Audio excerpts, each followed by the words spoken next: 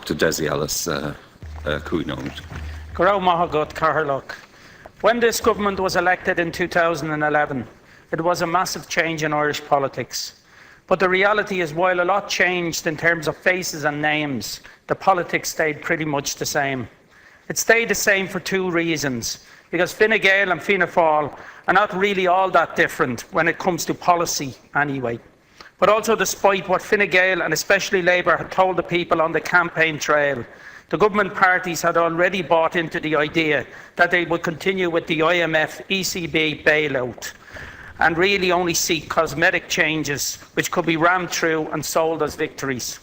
The result is a government that only thinks about ordinary low and middle income earning people, unemployed people, people with disabilities, young and old, as an afterthought. Sometimes the public have forced some small rollback on certain issues, but really the government has done what it wants and ignored the potential hurt that might cause. They continue that hurt through the pursuit of the family home tax.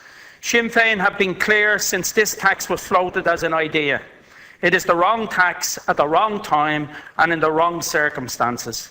It is wrong because it treats the family home as an asset, regardless of the circumstances of the owner and their family.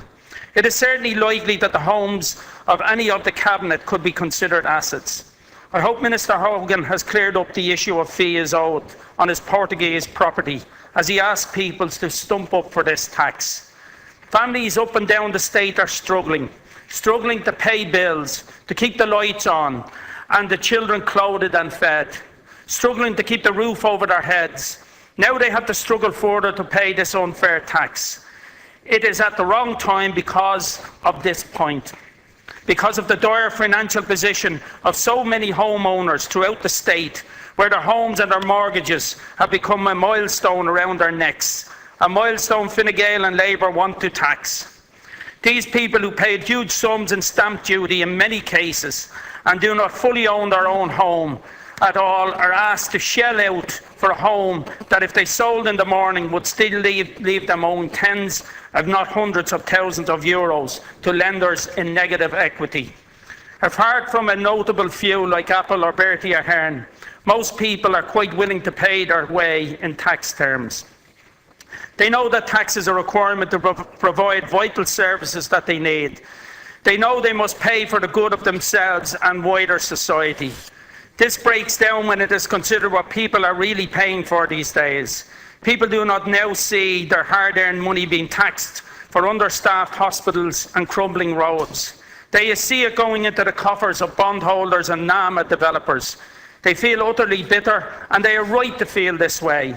It is hard to stomach forking out money which could make your children's lives more comfortable, which could keep the heating on just a little more this winter, or fill the shopping basket a bit more each week to pay for debt you didn't make and should never have had to pay for in the first place.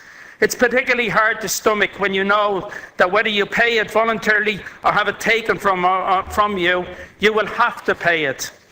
I'd also like to mention the utterly wrong practice of levying this charge on local authority housing.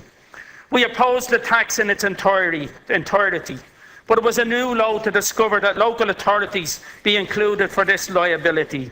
It really puts pay to the idea that this tax is anything to do with funding local services.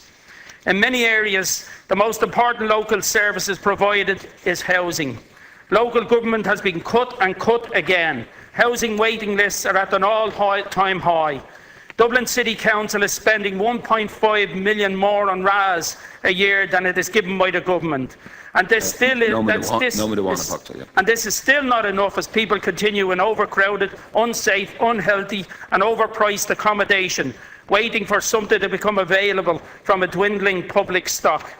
These people did not party in the boom, they did not go mad, they struggled and hoped that maybe, just maybe, the Celtic Tiger might have some impact on the fact their kids go to school sick from the damp on the walls of their tiny room they share with their siblings.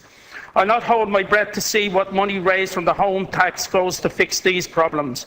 I have much more confidence in the likelihood that their rents will be raised to pay for the shortfall in council coffers, which will be considerable.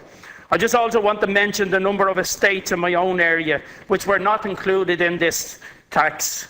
which were included in this tax, which were originally not included in this tax. Unfinished estates such as Heathfield, Maidstone, Hampton Wood. These estates, and it is hard to understand how one estate is exempt, Priory Hall and others are not. Previously, they were all included as an exemption, and it is hard to understand throughout the whole of Dublin that only one estate is included as an exemption in this case. I think this tax is very unjust, and I think it should be abolished, and I'm asking the Minister to relook and hopefully examine your conscience and your colleagues on what you are doing to the people, because this is only one stealth tax. We're going to be followed by the water tax later on.